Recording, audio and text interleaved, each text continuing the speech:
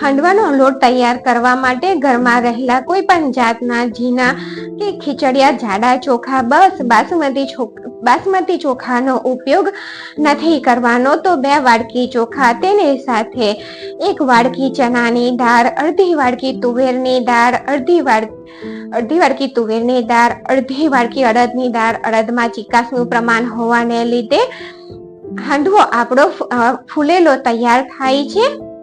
તો છે ને માપ બિલકુલ સહેલું. 2 વાડકી ચોખાની સાથે 2 વાડકી દાળ લીધી, 1 વાડકી ચણાની દાળ, અડધી વાડકી અડદની દાળ, અડધી વાડકી તુવેરની દાળ. તો તૈયાર થયેલા આ મિશ્રણને મિક્સ કરી અને મિક્સરના નાના જારના કપમાં લઈ લઈએ.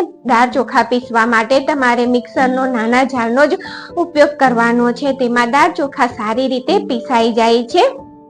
તો પીસાઈને તૈયાર થયેલો હાંડવાનો લોટ આ રીતે, તેનું ટેક્સચર આ રીતે દાણેદાર અને રવાના દાણા જેવું તૈયાર થયું છે. તો તૈયાર થયેલા આ લોટને તમે એરટાઈટ ડબ્બામાં ભરી અને 1.5 મહિના સુધીને રાખી શકો છો અને ફ્રીજમાં તેને વધારે રાખી શકો છો. અને તેનું ટેક્સચર આ રીતનું બિલકુલ જો સોજી જેવું છે. અને તૈયાર થયેલા આ મિશ્રણમાંથી મેં 4 વાડકીના માપથી 4 વાડકી લોટ લઈ લીધો.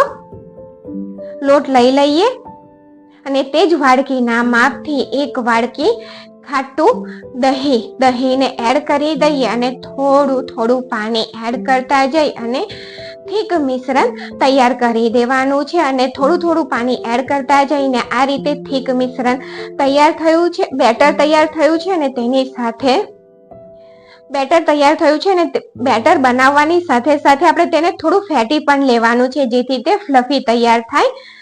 ઠીક બેટર તૈયાર થઈ ગયું છે અને આ રીતે હાથમાંથી પડી જાય તે રીતનું બનીને તૈયાર થઈ ગયું છે. અહીંયા હાંડવાના બેટરને આપણે પતલું તૈયાર નથી કરવાનું અને આટલું બેટર બનાવવામાં 1 કપ પાણીની જરૂર પડી છે. 1 ટેબલસ્પૂન દહીં આ રીતે બેટર ઉપર એડ કરી અને તેને હાથેથી આ રીતે સ્પ્રેડ કરી દેવાનું. આમ કરવાથી આથાની પ્રોસેસ ફટાફટ થતી હોય છે. આથો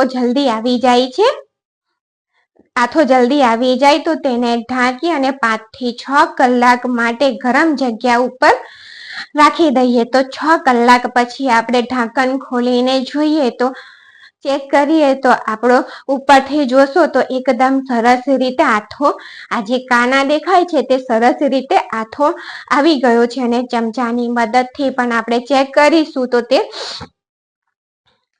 જો ચમચાથી ચેક કરીએ તો પણ તેમાં સારી રીતે આથો આવી ગયો છે. તો બધા મિશ્રણને સારી રીતે આપણે હળવે હાથેથી મિક્સ કરી દઈએ. હળવે હાથેથી મિક્સ કરવાનું.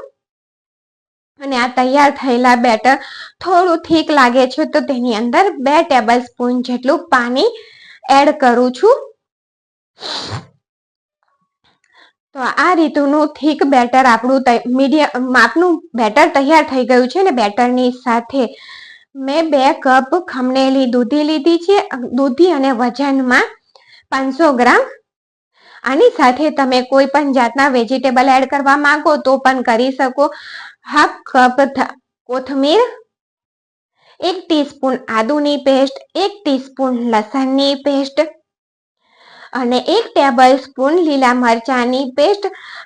જો તીખાશનું પ્રમાણ થોડું સ્પાઇસી હોય હાંડવો તો ખાવામાં ખૂબ જ મજા આવતી હોય છે.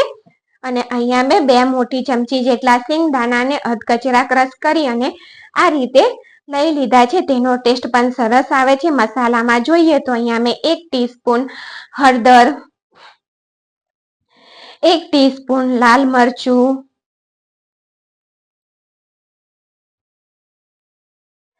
1/2 ટીસ્પૂન કાળા મરીનો પાવડર અને હાંડવામાં ખટાશનું પ્રમાણ છે. એ ખટાશના પ્રમાણને બેલેન્સ કરવા માટે 1 ટેબલસ્પૂન દળેલી ખાંડ, સ્વાદ પ્રમાણે મીઠું.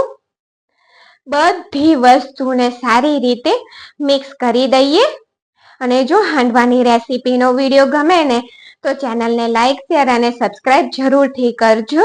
તો સરસ રીતે મિશ્રણ મિક્સ થઈ ગયું છે. દૂધી એડ થવાને લીધે મિશ્રણ થોડું ઢીલું થશે અને તેને એકદમ હાંડવાને ટેસ્ટી બનાવવા માટે વઘાર કરવાનો છે. તો વઘારિયામાં 4 ટેબલ સ્પૂન તેલ, 1 ટીસ્પૂન રાઈ સારી રીતે કકડી જાય એટલે તેની અંદર 1 ટીસ્પૂન જીરું, સૂકા લાલ મરચાના આ રીતે નાના ટુકડા કરીને એડ કરી દેવાના. અને તેલ થઈ ગયું હતું સરસ, તો મેં ગેસ બંધ કરી દીધો છે.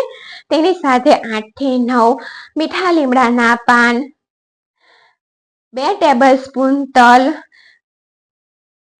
અને 2 પિંચ જેટલી હિંગ એડ કરી દેવાની અને વઘારને સારી રીતે સાતળી લેવાનો.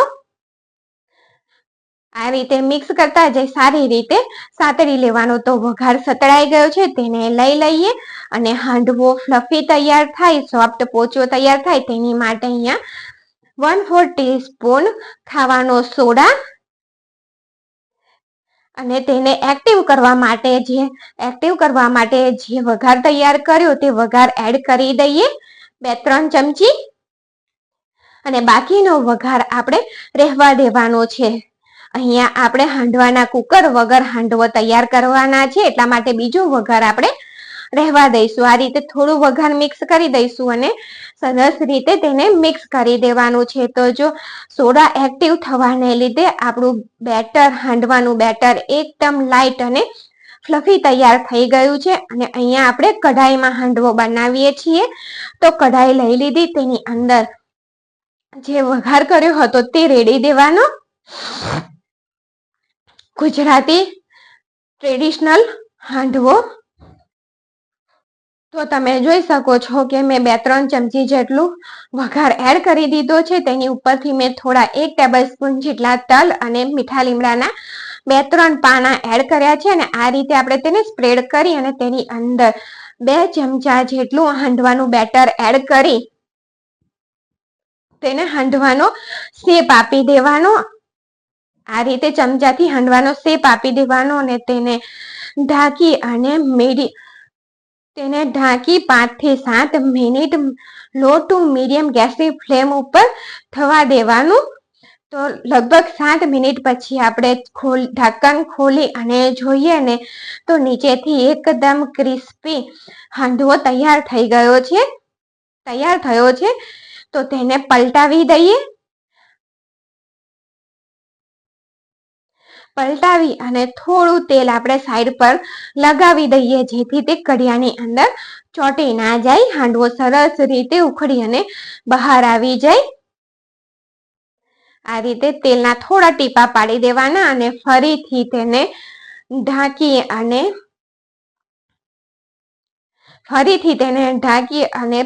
5 થી 7 મિનિટ માટે થવા દેવાનું છે. તો 7 મિનિટ પછી આપણે ખોલીને ચેક કરીએ તો હાંડવો નીચેથી પણ ક્રિસ્પી તૈયાર થઈ ગયો છે.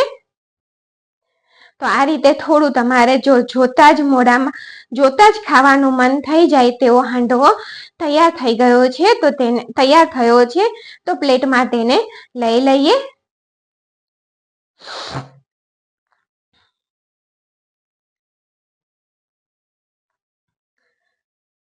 પ્લેટમાં આ રીતે સર્વ કરી દઈએ. તમે તેને ચા, સોસ કે ચટણી સાથે તેને ખાઈ શકો છો. તો ટ્રેડિશનલ ગુજરાતી હાંડવાની રેસીપીનો વિડીયો ગમે તો ચેનલને લાઈક, શેર અને સબસ્ક્રાઈબ જરૂરથી કરજો. અને મારો વિડીયો પર આવી અને જોવા બદલ તમારો ધન્યવાદ.